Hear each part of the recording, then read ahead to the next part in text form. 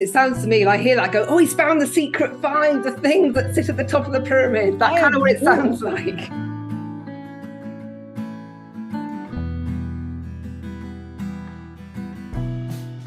Don't go straight to the wounds. And what I hear you said earlier about the five imprints now it hangs off betrayal. Are you saying that basically those are the main five wounds that we have, and therefore by healing those wounds, everything collapses around that? Is that what you're suggesting? Yeah. So the way that it works in the neurochemistry, because this is the beautiful thing about studying MK Ultra, right? Yeah. I'm going to go and buy a book now. It works in the brain, the alters that form, and in the brain, everything is interlinked and interconnected. There's walls of amnesia that can build up when we disassociate. All of those fears are always around primary imprinting. The way that they are stacked and stored in our neurochemical networks is that it's all related to the primary one. So when you get the primary and you bring that part home, so to speak, or you dissolve that trauma, and you do that in awareness, all of the other associated expressions of that, or all the stacking on top of it, that was with Dave and Hank and so forth, they're all the same story. Yeah. Our internal landscape doesn't file everything away based on everybody's it files it very simply. The primary shaming. And so when you go into that file folder, primary shaming, there will be a part of self that actually experienced that. And then we bring that part home. And there's a very specific aspect to this work, is that you have to name the part of self in order for the entire neurochemical associative network to entirely rewire itself or open up to the natural frequency. Because little Hannah was responsible and attached to that and attached to that and attached to that, because she was part of that primary experience. And when little Hannah then becomes reintegrated, then all of those pathways, they just open up again. And so everything that was a distortion around food, or a fear around that, or a fear around this, or a fear around that, they all just, in a way, collapse. But really what opens is that the bandwidth that got compressed to a tense frequency just eases up, and there's grace. That's that's what restores. No, that sounds really, that sounds very much, I guess it sounds to me like I hear that go, oh, he's found the secret five, the things that sit at the top of the pyramid. That kind of what it sounds like. I've looked for 7 years. I've always said, nah, this is bullshit. I can't just come out with this. There's only five. And I've measured every single thing. And sometimes it was like, oh my God, I think I found a new one. And I would write about it. And as I would go and process and be like, no, that's also rejection. Okay. I was so eager to find 6 and 7 and 8 and 9 and 10. But really what I discovered is that there's 5, and we have a false program in our human culture. It's the fear of death. Yeah. That one causes so much confusion and distortion. But that's not a trauma, so to speak. That's just a very bad program that was been installed. And they, as I said, all of them are betrayals of the natural order. And how I got to that is by studying Syntropy, studying human ecology through the original blueprint of who we are as human beings, and that we have the full power and capability and responsibility to restore that. And that's the work that you're doing. We are using different language, and I just love your approach to it. Well, I'm going to test your 5 things, because I'm like, have I cleared that? Because I've got my clearance diary and my clearance notebook where I write all my clearances down and what's happened and how many traumas I've had in it, and I sort of test it all in advance, whether it's inherited, ancestral, in utero trauma, past life trauma. And I've even had clients, and I've been testing my new trauma process. I've had people just appear and going, oh, I've got traumas. I was like, I've got a new process, we can try it out. And they're like, yeah. And some people have even come to me saying, can you test whether I've had traumas happening in at different times, realms and dimensions, please? And I was like, okay, we can test for that. And sure enough, since I've been asking the question, a lot of people have been having traumas that they're carrying from other times, realms and dimensions, which is just incredible. When you think about the Holocaust, the wars, the famines, the apartheid, slavery, oh my God, we haven't been healing this stuff, and it's been gathering and gathering and gathering and gathering. And here we are, and we've reached a point where there's just too much that needs to be healed. And we're seeing the play out of this everywhere. And this time has come now for mass trauma healing, if we're to get out of this. And that's what we need to do, is help people to do that. There is a trauma, like trauma awareness movement happening, but you know, I look at that, I'm like, well, yeah, spreading trauma awareness or being trauma informed, it's all very lovely, but nothing cuts through a sheet of plywood better than actually just a good saw to go and cut it with. Yeah. And so you're just going to be talking about it, and that's where we are now. Now we need a movement of people that are actually willing to together build a movement for group collective trauma clearing. The only challenge that I have found is that I was only able to do the work on me. Now I can support other people in having them do the work within them. But I'm very intrigued when you speak about, doing these Zoom sessions and having people clear stuff in that sense. Because my complication is, because I've done it in my community a few times, but I am having one person go through a unique process of finding a part of self that is unique to them. Although everybody carries that primary imprint, their unconscious memory storage of the experience that formed the imprint, that could be shaming, or could be rejection, is still unique to them. And so I haven't found a universal, like that's what I'm still experimenting with. It's like, oh, I need to figure out a way to do we're going to do primary rejection, and you're going to have your own unique experience, but this is the process, and you get to clear and on what still needs to be found. And I'm looking forward to being here on this earth longer and working around the topics of birth and trauma releasing, and really also self-sovereignty as a human being and as a humanity further. And I look forward to what that looks like.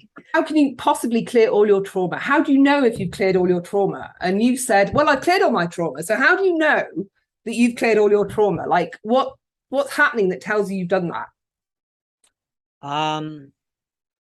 It's hardly ever over the last 3 months that I'm preoccupied in the thoughts with what other people are or aren't doing. So the study of nature applied to human nature uncovers our sovereignty and our inherent freedom, or we may call the original innocence, but when we're grown up, it's just a very mature space of being. But we are free. And what free really means that we're no longer preoccupied with what other people think of us. So we no longer have stories going on. It's like, oh, well, this person or that person. When I'm tired or when I'm exhausted, I may still have some prickliness, and I've chosen to be in a conscious relationship, of course, to have anything still brought to the service.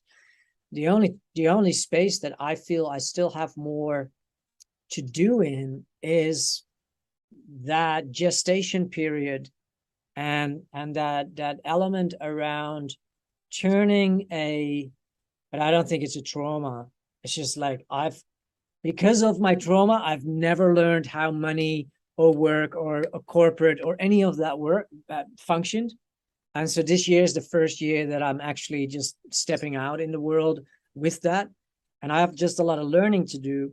And I see that I just have a lot of uninformed cells that are just like, yeah, we haven't operated for 39 years. So we're willing to come online, but are we going to listen to Tony Robbins? I don't really feel willing. There's a little bit of stubbornness around that, but I recognize that there's still a little bit of it's just the hardest parts have been to do the gestation, like the archetypal imprinting of being in a toxic womb, and the variety of, like, once you open that can of worms and you start getting the biggest pieces back, for me, it feels that the 5 primary imprints happen around birth.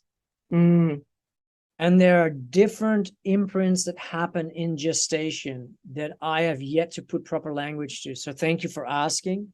And that's where I'm now. Like, I released a huge trauma from the relational perspective of what it felt for the placenta to be separated from me. That blew my mind. Oh my God.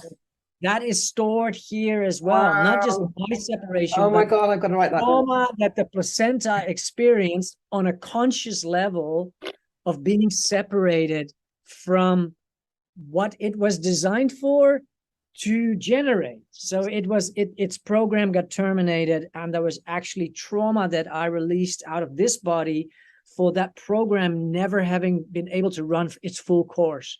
I was just like, how is this even possible? How can I feel the trauma that my placenta was experiencing? I have to tell you, it took me about 4 hours to finally drop beyond all the layers.